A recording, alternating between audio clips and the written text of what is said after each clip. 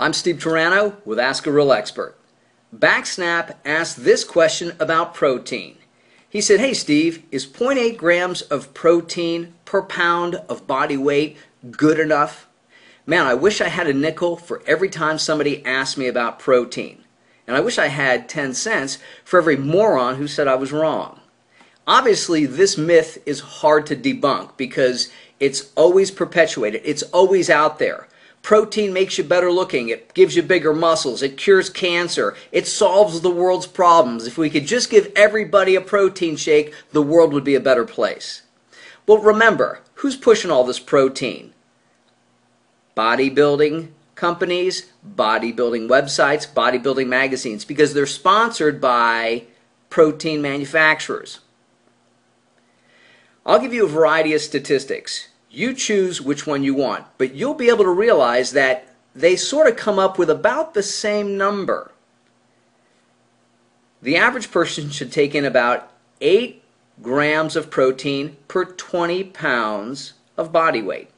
The average female should take in about 46 grams of protein. The average male should take in about 56 grams of protein.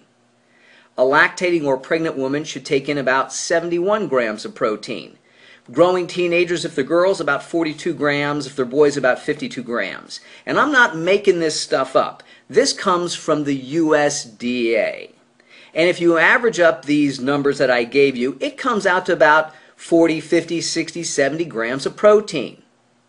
The average American takes in 50 to 100% more protein than they need. It's just not necessary. If you're worried about extra protein, just eat fish, chicken, or beef. Because guess what fish, chicken, and beef are? They're muscle. And if you're trying to build muscle, what better way to build muscle than to eat muscle? Because the muscle you're eating in the form of fish, chicken, or beef has all the essential amino acids already because it's already muscle. So if you eat that, you're golden. You're good to go. Now let's think about this. If we're talking about trying to eat healthy, lose weight, build muscle, and make the world a better place, we want to think of a well-balanced, low-fat diet. So if we begin to lower our fat intake, that means we have to offset those calories that we lost by eating fewer fats by increasing our proteins and carbohydrates. And if you're going from 1,800 calories a day to 2,200 calories a day because you're more hungry, because you're working out and you're training harder, and again, you're trying to lower your fat intake, you're going to eat additional proteins and carbohydrates anyway to, again, get the necessary calories and the additional nutrients. So just eat some additional food. You don't need protein shakes. Save your money. There ain't no magic to it.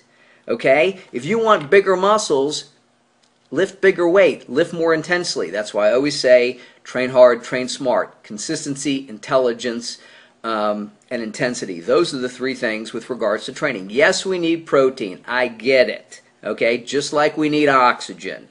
But it's the working out that causes the body to utilize that protein. It's the carbohydrates that fuel the body to then utilize those proteins. That's the most important thing. I personally like 50% complex carbs, about 30% proteins, and about 20% fat. Obviously, if you lowered that fat percentage to 15 or 10, you then raise your carbohydrates and raise your proteins. It's not that difficult. I'm Steve Turano, telling you the truth. Train smart, train hard, love your body.